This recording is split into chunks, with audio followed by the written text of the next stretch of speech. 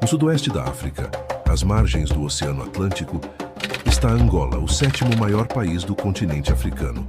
Com mais de 30 milhões de habitantes e uma área maior que França, Espanha e Alemanha combinadas, Angola é uma das maiores nações de língua portuguesa do mundo. Seu território é rico em petróleo, diamantes e recursos naturais, e sua capital, Luanda, é hoje uma das maiores cidades africanas. Mas para compreender Angola moderna, é necessário voltar muitos séculos, a um período anterior à chegada dos europeus. Muito antes de existir o Estado angolano, a região era habitada por diversos povos africanos. Entre os mais antigos estavam grupos caçadores-coletores, conhecidos como Khoisan. Com o passar dos séculos, povos agricultores e metalúrgicos de línguas bantu migraram para a região, trazendo novas formas de organização social, agricultura e tecnologia do ferro. Essas sociedades deram origem a reinos estruturados. O mais poderoso foi o Reino do Congo, fundado por volta do século XIV.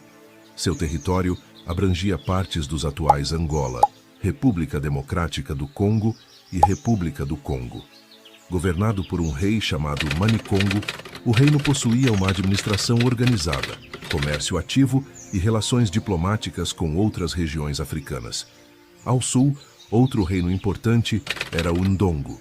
Seus governantes eram chamados de Ngola, título que daria origem ao nome Angola. O primeiro contato direto com europeus ocorreu em 1482, quando o navegador português Diogo Cão chegou à foz do rio Congo durante as grandes navegações portuguesas.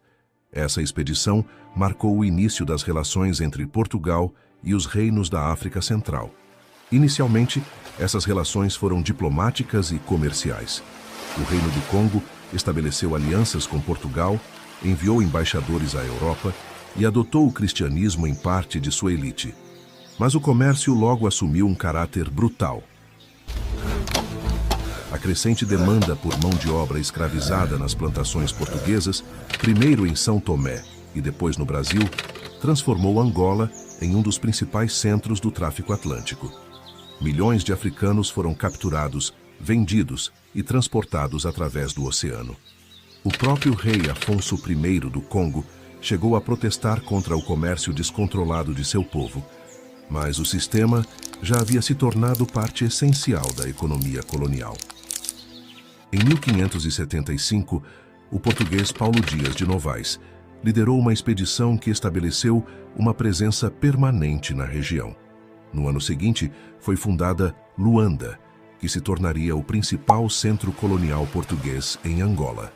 A partir desse ponto, Angola passou a desempenhar um papel central no sistema atlântico. Durante séculos, milhões de africanos foram capturados e transportados como escravizados para as Américas, especialmente para o Brasil. Apesar do avanço português, o domínio europeu encontrou resistência significativa. Uma das figuras mais importantes dessa resistência foi a rainha Nzinga Mbande, nascida por volta de 1582. Ela tornou-se governante dos reinos de Ndongo e Matamba e liderou uma longa luta contra a expansão portuguesa.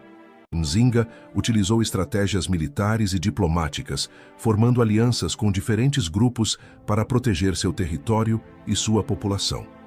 Sua liderança prolongou a autonomia africana em partes da região por décadas. A rainha Nzinga morreu em 17 de dezembro de 1663, deixando um legado duradouro de resistência política e militar. Em 1665, o Reino do Congo tentou conter o avanço português, mas foi derrotado na Batalha de Mibuila.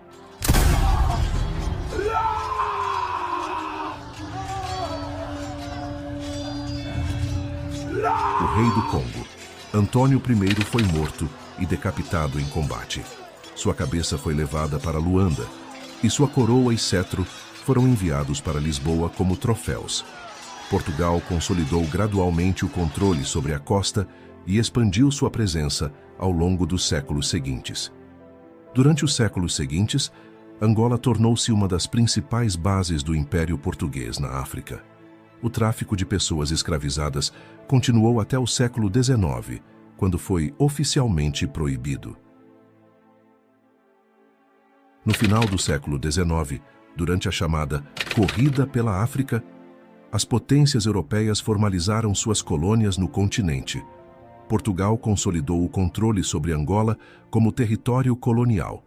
No início do século XX, colonos portugueses migraram em grande número para Angola, enquanto a população africana era frequentemente submetida a trabalho forçado e exclusão política. Esse sistema gerou tensões que cresceriam ao longo do século XX.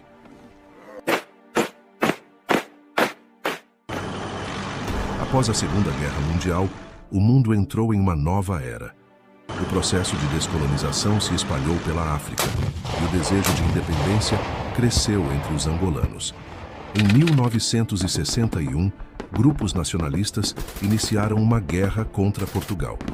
3 movimentos principais lideraram a luta: o MPLA, liderado por Agostinho Neto, a FNLA, liderada por Holden Roberto, e a UNITA, liderada por Jonas Savimbi.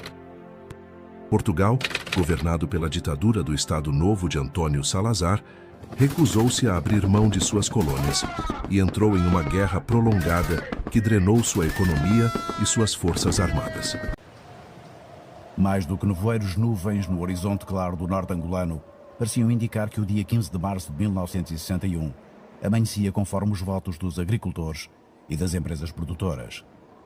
A colheita anunciava-se próspera, mas, afinal, as chuvas que prometiam um ano histórico para a produção do café apenas acentuariam um drama empurrado pelos ventos, mas da história. Era os 6h30 da manhã. O meu falecido, quando sentiu, olhou para trás e viu um barulho tão grande, que eram os bailundos. Somos bailundos. Isso diziam eles, mas eram bailundos? Não eram bailundos, eram os bandidos que vinham para matar. Somos bailundos. Upa, upa! Viva o Lumumba, não? Lumumba, viva! Diziam todos, viva! Com as katanas no ar. Só apenas traziam umas 6 armas. De resto era tudo katanas. Sim. O meu marido vinha à frente deles a correr, onde eles o mataram no terraço.